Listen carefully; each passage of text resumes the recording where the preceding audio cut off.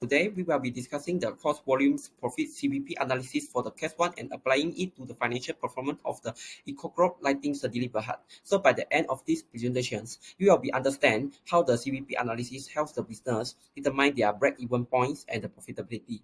So what is the CVP analysis? CVP analysis is a break-even analysis is used to determine the break-even points for the various sales volumes and the cost structures. As for the part A, we produce an income statement of EcoGroup Lighting for the year 2024. We can see that from the statement, the sales revenue of the EcoGroup is 1,250K. The total variable cost is 775K because it includes the production cost and the 12% sales commissions. And also we see the contributions margins is the revenue minus the variable cost. Then we get an amount of 475K and the total fixed cost is 270K. Then after we sum out all, we get a net profit of 205K. Let's begin with the analysis of product pricing and cost structure for the year 2024. For the first question, sales price per unit, we use the formula which is the sales revenue divided with unit of production, which is 1.25 million divided with 50,000 units. The answer that I get from this equation is 25 ringgit. This means each unit was sold for 25 ringgit on average. For B, total variable cost. The calculation of total variable cost is sum out all the variable costs such as the variables, production cost and the sales commissions. With that, the total variable cost during the years was 775K. And next, the variable cost per unit. The formula we use is total variable cost get from the B divide with the unit produced. So we cost 50 ringgit 50 cents to produce and sell 1 unit of the products. I will continue with the previous slide. So as we can see the variable cost to sales price ratio, COGS ratio. By using the formula, we can get the answer for 50%. This means that 50% of each sales is used to cover the variable cost. Besides, the contribution margin per unit. The formula of contribution margin per unit is sales price per unit minus with the variable cost per unit. Thus, the business earns 9 ringgit 50 cents from each unit to cover the fixed cost and profit. The total fixed cost is the sum of all fixed components such as manufacturing overhead, digital marketing, salaries, utilities, and others, which we can get a total of 270,000. From the slide, we can see that the contribution margin ratio achieved a percentage of 38%, which means that 38% of the sales revenue is available to cover the fixed cost and the profit. Furthermore, break-even points in units. We use the formula by using fixed cost to divide contribution margin per unit that we get from F. Therefore, we need to sell 28421 units to cover all the costs and not incur losses. For break-even point in ringgit, same as previous, we just use fixed cost to divide with the contribution margin ratio and get an amount of 710,526.32, which means that the business have to target the sales to break even. Last but not least, the net income to sales ratio. The formula is the net income divides with the sales. So we can get an amount of 16.4%. This indicates that for every 1 ringgit in sales, the company earns about 0.164 as net income. In scenario 1, we want 28% profit in 2025. Fixed costs are 270,000 Malaysia ringgit. Other costs stay the same. To find the cost to make one item, we use the total production cost and adjust it. It is gives 30 Malaysia ringgit per item.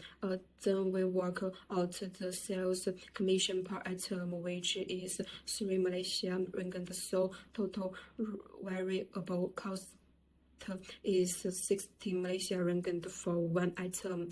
We sold each item for 25 Malaysia ringgit. After taking away the 60 Malaysia ringgit cost, we get 9 Malaysia ringgit profit per item.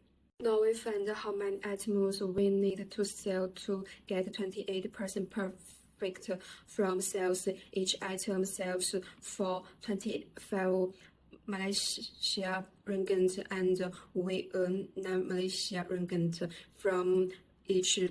After costs, we also need to pay 270,000 Malaysia ringgit in fixed costs to reach 28% profit. The money we learn must match both the profit goal and the fixed costs. After working it out, we need to sell 135,000 items. This gives us total sales of 3.375 million Malaysia ringgit. The EcoGlow wants to earn 28% profit, but can only sell 50,000 units. So to get the right selling price, we use formula that includes production cost, sales commission, and also fixed cost. Production cost is 30 ringgit per unit, and the commission is 12% of the selling price. After solving the equation, the new selling price is 30 ringgit and 67 cents per unit. This price will cover all costs and give the company its target profit. But since it's higher usual, there is a risk customer might go to cheaper brand. The part of the risk is higher than competitor and price-sensitive market. For feasibility of the pricing strategy in a competitive market, it is quality product advantage and no increased sales in a sales volume required. In scenario 3, EcoGrow's plan to aggressively invest in marketing and promotion to boost sales and improve its operational efficiency. The new sales price is RM28 per unit, with the sales commission rise to 16% and the fixed cost cut by 30%. Sales volume is projected to double to 100,000 units, boosting revenue to RM2.8 million. After adjusting for variable costs and reduced fixed expenses, the expected net operating income is RM863,000, resulting in a strong net income to sales ratio of 30.82%. This strategy exceeds the 28% target net income to sales ratio, indicating the projected profitability of strategy is higher than the company's goal. In scenario 4, EcoGlow plans to upgrade its product with smart home integration to boost their competitiveness. These upgrades increase 30% of digital marketing expenditure to 45500 ringgit and 150% of sales volume, driving a revenue up to 3.125 million. However, after factoring in variable costs, sales commission, and total fixed expense, the projected net income stands at 688,250 ringgit, yielding a net income to sales ratio of 22.02%. As a conclusion, while the plan significantly increased revenue, it falls short of the 28% of target due to high cost absorption and cannot help the company hit the target. Go on to scenario 5, option 1. The company increases sales commission to 18%, and expects sales to rise by 50% from 50,000 to 75,000 units. With RM25 selling price, total sales become 1,875,000. So variable costs are 13 ringgit per unit, so it becomes 975,000. The 80% commission adds 337,500, making total variable costs RM 1,312,500. Fixed cost stays at 270,000. After deducting all costs, the net income is RM 292,500. So the net income to sales ratio is 15.6%. To scenario 5, option 2, sales volume increased by 70% from 50,000 to 85,000 units. With a RM25 selling price, total sales will reach 2,125,000.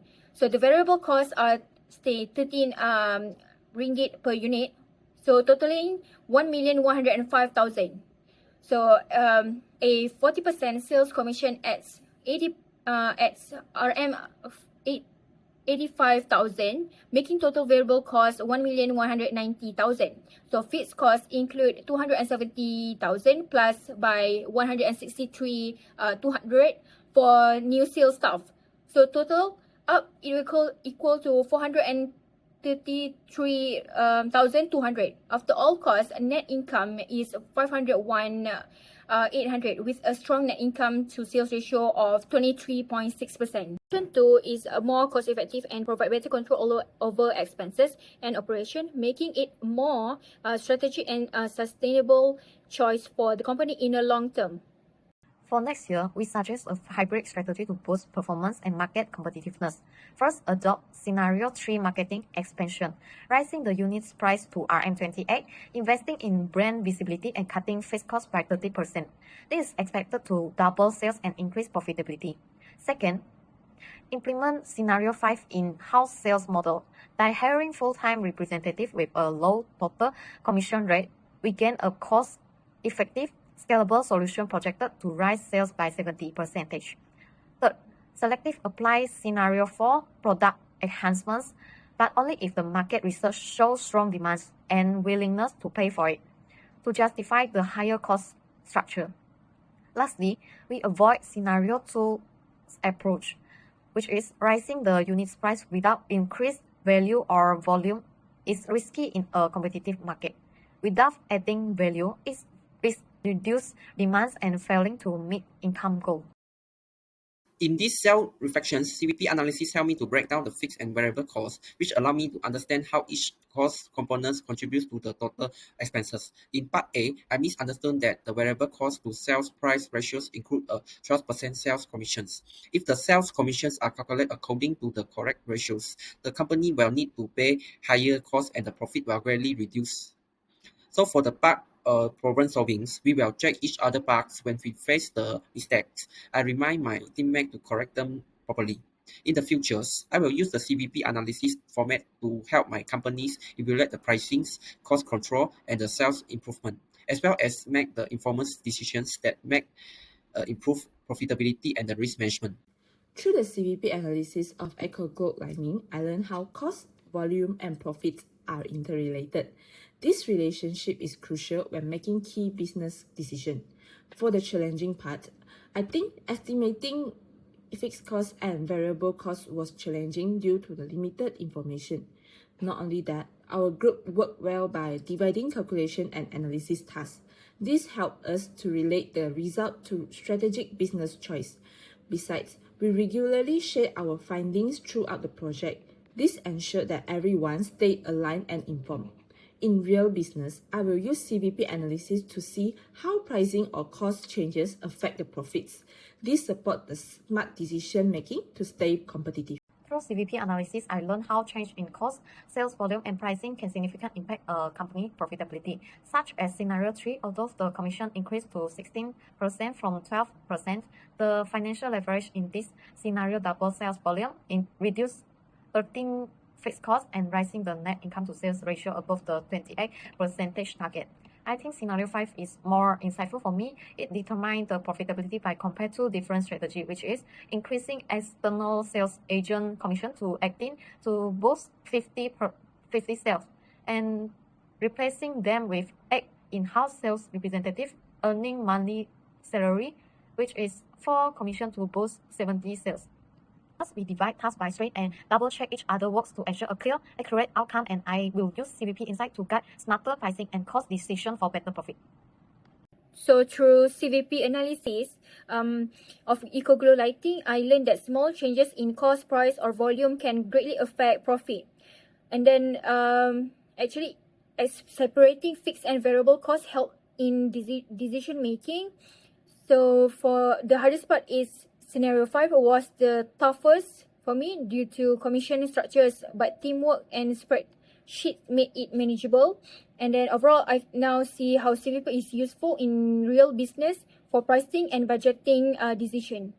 So the CVP analysis of EcoGlow lighting, I understood the links between costs, sales volume, and profits in real businesses, sorting out seeming variable costs like sales commissions once sold as costs and as straightforward as in textbooks.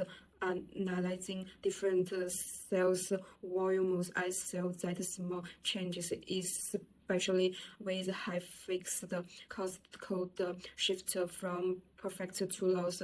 This made me realize CVP models need careful attention. Small errors can lead to bad decisions. CVP analysis also helps with pricing, calculating the unit contribution margin short me to set competitive prices that cover costs for a new product line at EcoClo. I'd use CVP to check if sales can cover new factor and fill bank costs in the future. I will improve cost estimating, consider marketing trends, and use CVP to plan growth and predict profit changes.